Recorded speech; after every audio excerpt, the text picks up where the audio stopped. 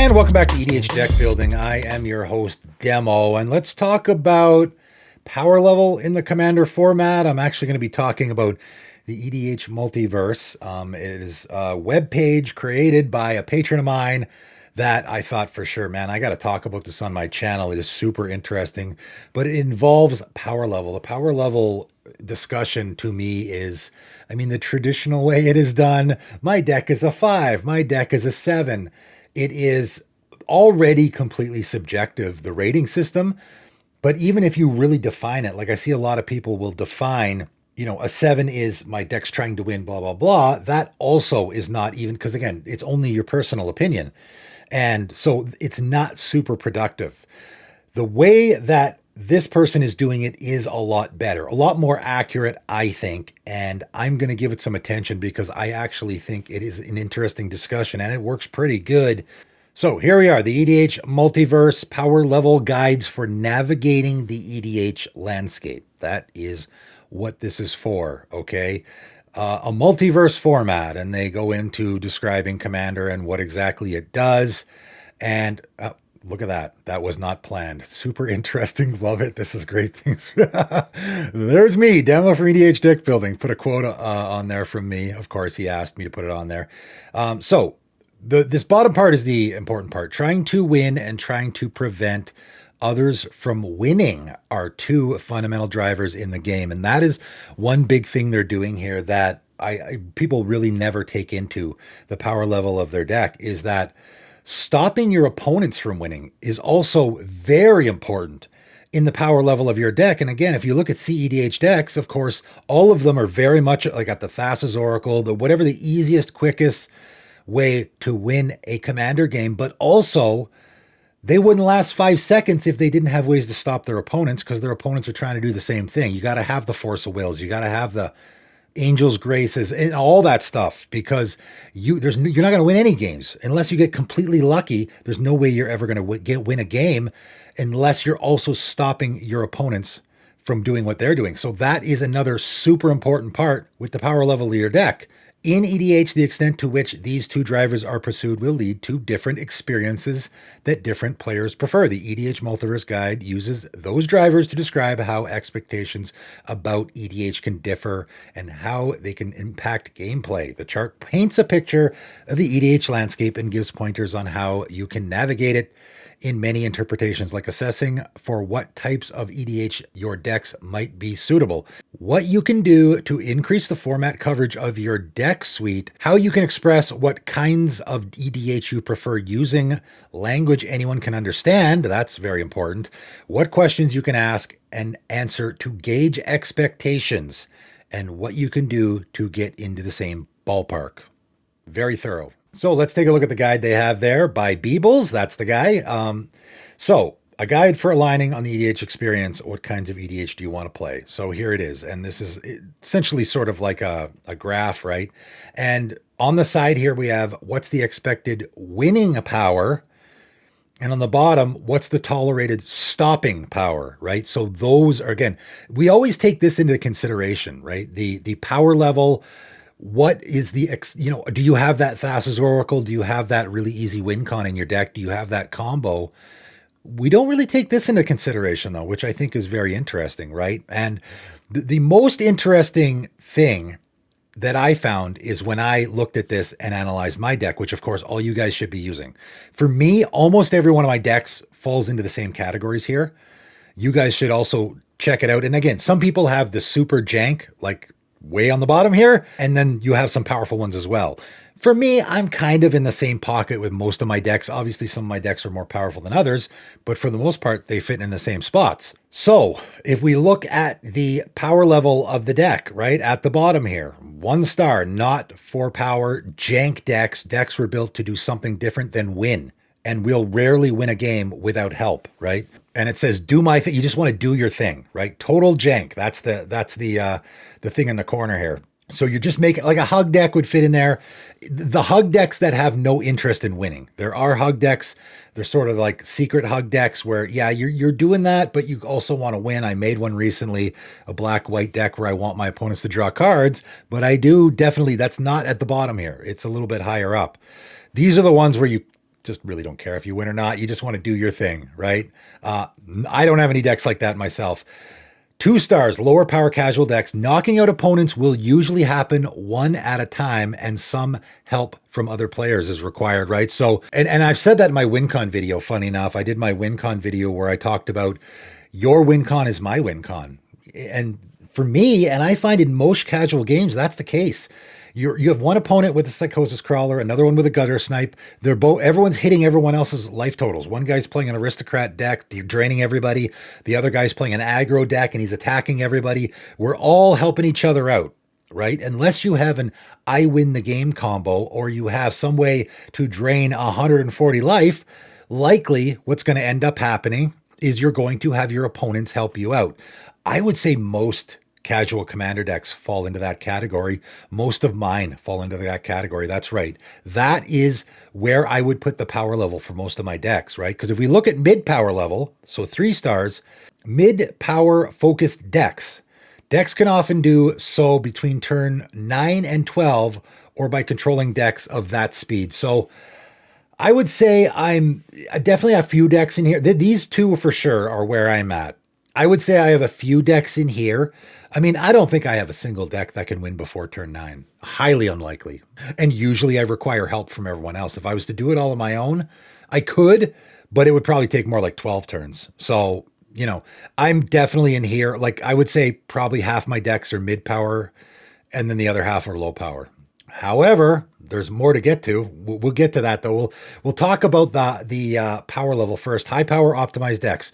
Usually they can do so between turns 5 and 8. So win, right? They can win between turns 5 and 8. Yeah, like I don't have any deck. I don't know if I picked my most powerful deck. Man, I had a pretty good game with my A Name Is One deck the other day. It was like, that's a deck that can be explosive because I do have coffers, and I can, it's very much a battle cruiser magic kind of deck where I'm doing big things. But even then, I did not end and I had a really good game. Everything was going well for me, and I don't think I ended the game before turn 8. No.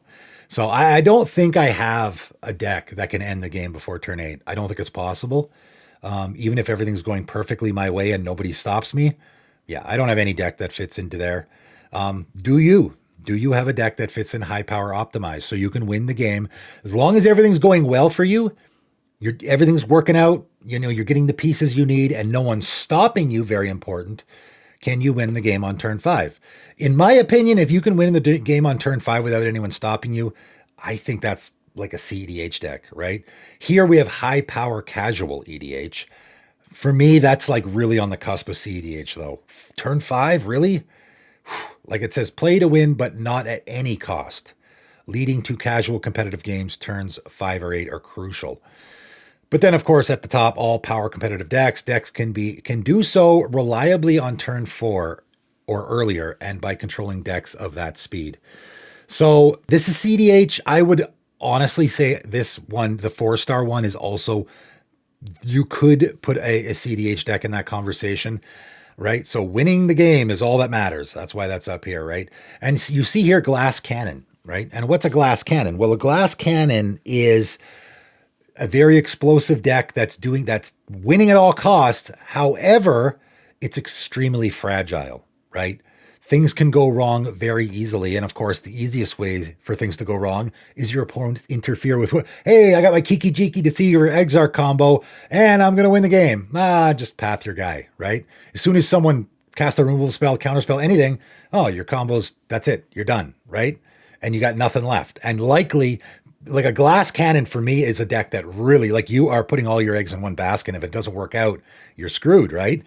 And why glass cannon is here and hardcore CEDH stacks is over here is because of the stopping power thing, right? So if we go all the way down here, we see what's the tolerated stopping power. Again, this is another thing that most people don't take into consideration at all when talking about the power level of your deck, and it is really, really important. And that's why my decks, even though they're very low on the power level, I do win a lot of games. We'll find out why, right?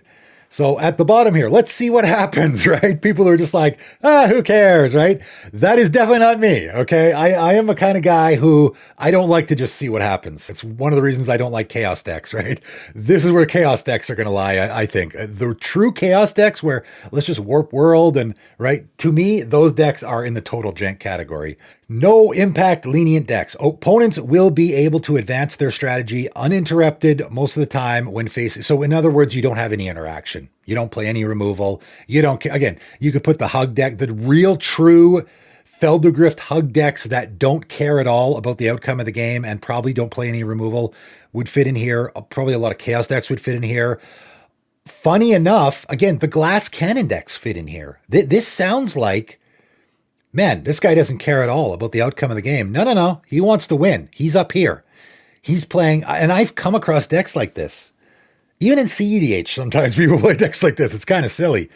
You don't care what anyone else is doing. You just have your thing, yet you very, very much want to win, but you have no interaction. And those, to me, these decks to me are the ones that are most baffling. The guy playing the total jank, that I get. He's just having fun.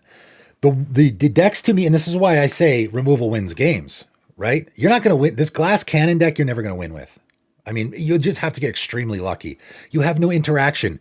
You can't protect your stuff. You're not running counter spells. You're not, you have to protect your stuff. That's one of my 6 things that every commander deck needs. And this is why. Because if not, you got a glass cannon. I can't believe how often I play games where people just don't have any interaction at all. This is way more common in the commander format than you would think. Way more common. I see it all the time. A lot of people are in here or are even in here. Right? 2 stars, low impact reactive decks. Decks can slow their opponents down when they have become the obvious threat.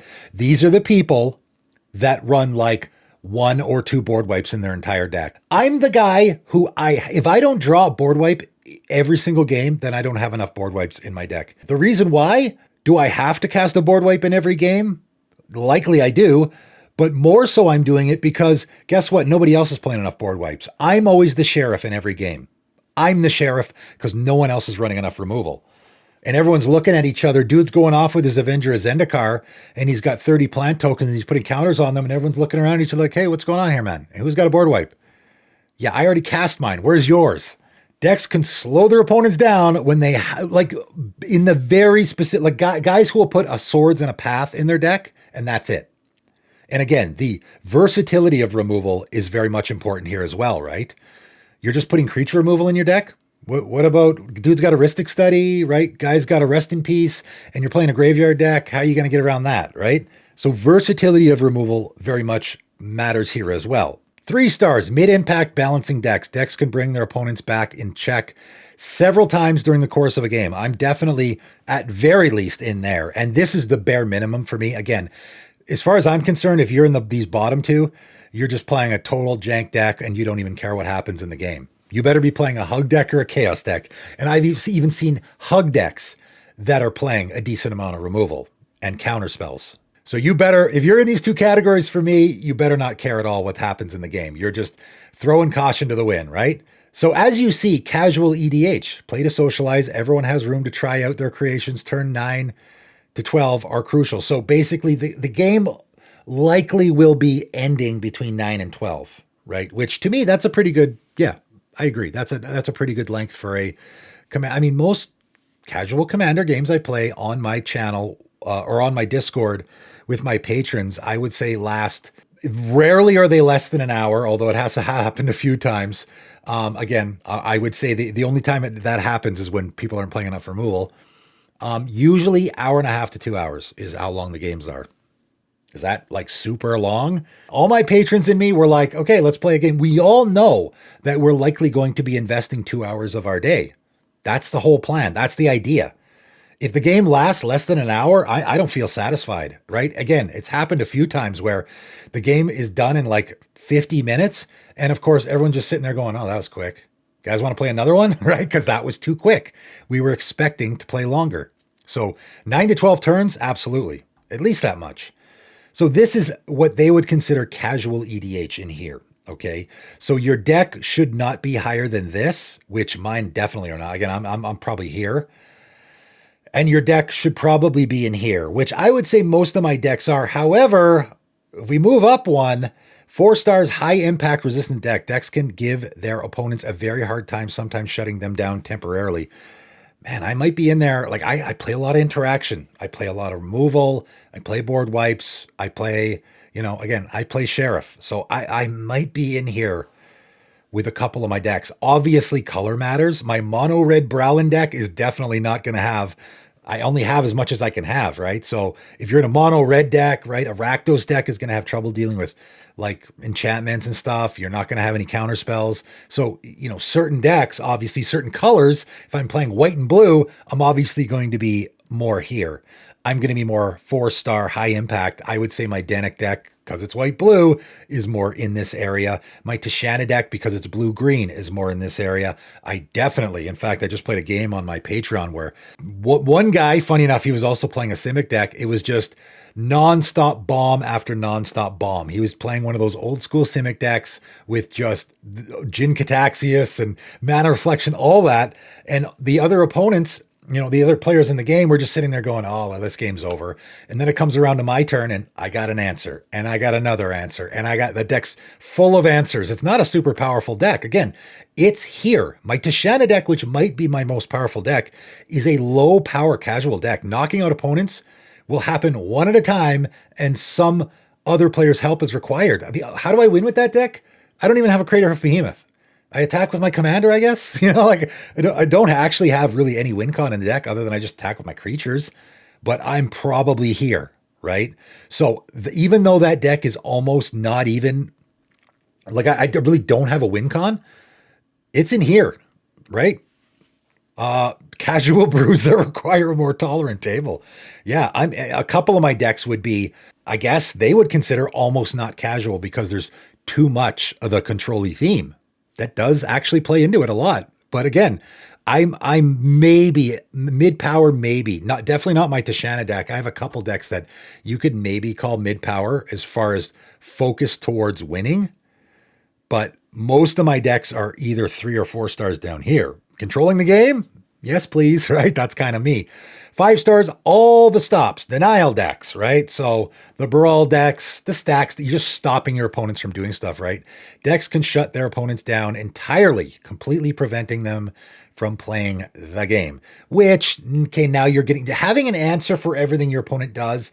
That's not so bad. It can get a little obnoxious. Again, I've had decks, and I talked about this in my 5 decks I never lost with video. I had a few decks where I was just like, my Wasatora deck would be a perfect example. The strategy of that deck was I have a lot of board wipes for ground creatures because all my creatures have flying. It was kind of a flying tribal deck in Jund colors, which is funny because my commander is flying and also makes flying creatures and also forces sacrifice. So I just put a lot of those earthquake type of effects in the deck to wipe out all the ground creatures. And then I just start making my little cat dragon army, right? And of course, your opponents will have flying creatures, but green has a lot of those destroy target flying creature spells. And I put a bunch of those in there. And I played like 3 games with that deck, never lost a game, but it was just super unfun. I would just, after 4 or 5 turns of no one can keep a creature in play, they're just like, oh, this is unfun, right? Like that's a 5-star. I'm denying my opponents playing the game. They can't keep a creature in play, especially if it's a ground creature, right? So that's not super fun. There's a couple, if you go watch that video, I have a couple of decks that fit into this category of it. Absolutely, like maybe mid-power, maybe. Again, what's my win con? I'm just attacking with my commander. Just like a 5/5, is it? A 5/4, something like that. And I'm just making cat dragon flying. That's it. I'm maybe in here. It might even be low power. But it was so unfun because I was just stopping my opponents from having creatures in play. So now I'm over in this area, right? So, right, that can play a big part of it. And of course, as you connect the dots, this is how you're going to more easily figure out what you're doing, right? All that matters is winning.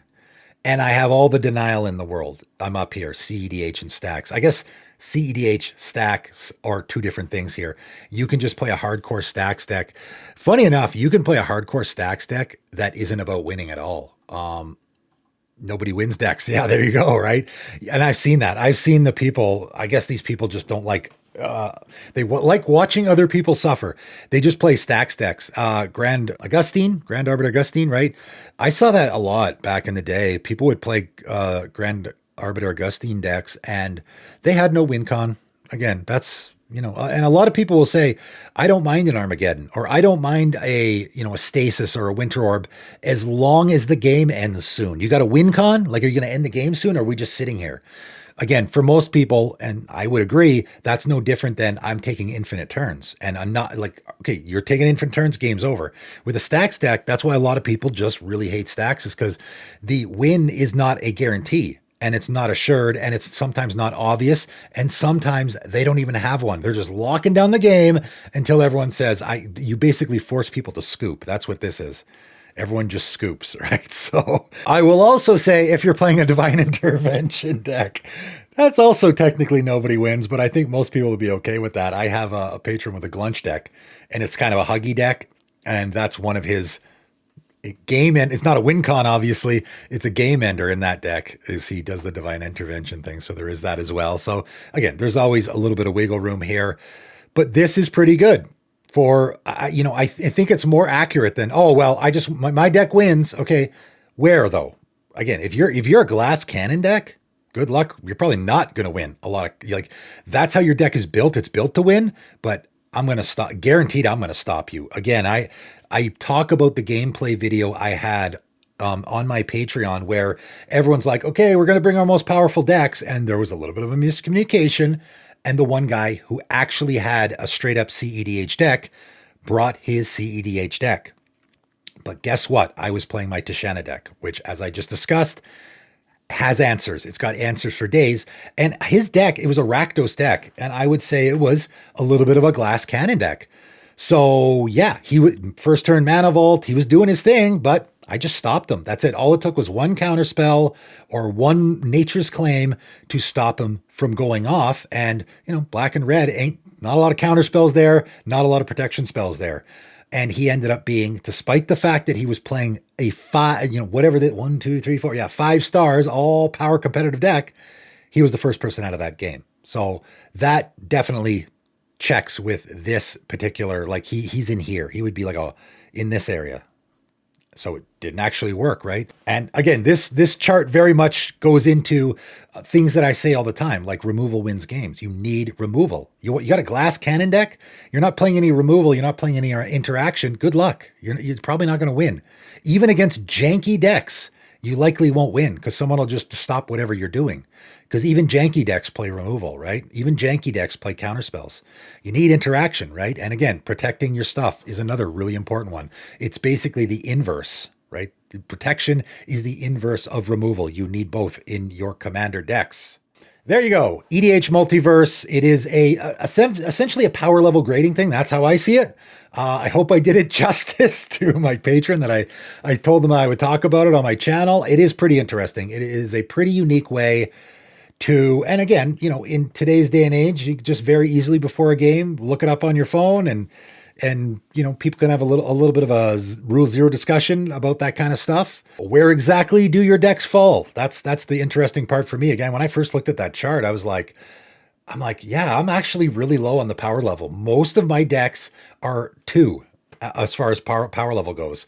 But because I'm way higher on the, stopping power. Interaction, right, is what I call it. I got removal. I protect my stuff, counter spells, all of that. I can deal with what's happening in the game. I think it's very important. It's tough for me to, I would never be below a 3 there. And I would say a lot of my decks are 4s there. Is that unfun? Maybe I play too much removal. I don't think people play enough. If everyone played as much removal as me, then I wouldn't have to play so much, right? I always got to be the sheriff in every game. Anyway, obviously, I will have the link in the description. You guys go check out the EDH Multiverse yourself and let me know in the comments below where your decks rank. That is it for today, though, and thanks for tuning in.